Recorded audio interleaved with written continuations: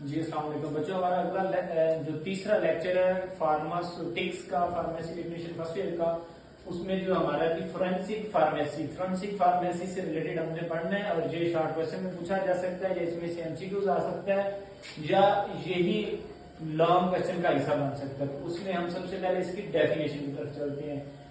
The branch of pharmacy that deals with the study of drug laws is known as forensic pharmacy.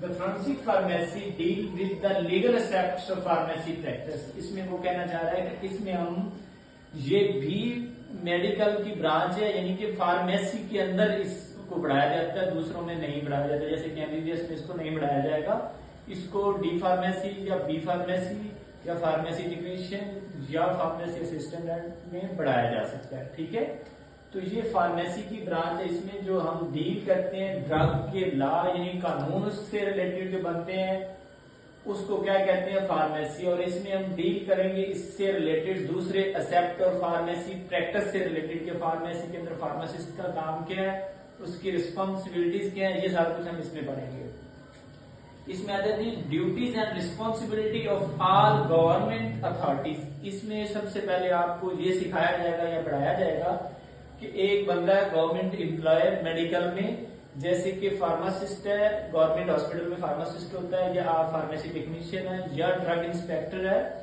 उसकी responsibilities क्या है और उसकी मतलब है काम क्या है, और ऑल गवर्नमेंट अथॉरिटीज, इससे रिलेटेड आपको लॉ पढ़ाया जाएगा। उसके बाद आ जाता है कि how to register new drug industry or institute. इसमें जो नई आप फार्मास्यूटिकल कंपनी बनाना चाहते हैं उसके ऊपर क्या क्या कानून लागू होते हैं और वो किस तरह की हो, इसमें ये सारा कुछ पढ़ाया जाएगा फोरेंसिक फार्मेसी में। या आप कोई इंस्टीट्यूट बनाना चाह रहे हैं तो फिर भी इसमें बताया जाएगा, या कोई आप इससे रिलेटेड लैब जिसमें मेडिकल के टेस्ट किए जाए मेडिसिन के, ठीक है, वो बनाना चाह रहे हैं, या कोई आप मतलब है कोई इंस्टीट्यूट अदारा बनाना चाह रहे हैं, या कोई यूनिवर्सिटी या कोई कॉलेज बनाना चाह रहे हैं, तो सारे फोरेंसिक इसमें लॉ पूरे किए जाएंगे। उसके बाद आता है कि how to obtain licence to manufacture, purchase, sale drug और मेडिसिन। उसमें बताया जाएगा कि आप लाइसेंस किस तरह हासिल कर सकते हैं और कौन बंदा लाइसेंस हासिल कर सकता है।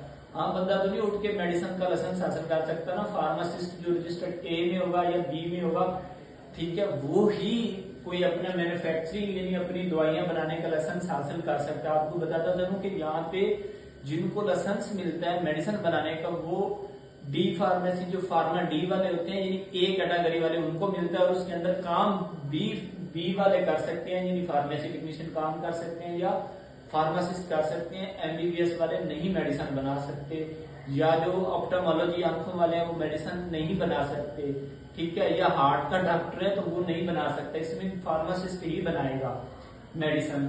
और या जो बंदा होलसेल फार्मेसी चला रहा है तो वो लाइसेंस के बगैर नहीं चल सकती, या मेडिसिन को कंपनी आप रजिस्टर करवाना चाह रहे हैं तो तब भी आपके पास फार्मेसी का लाइसेंस होना जरूरी है।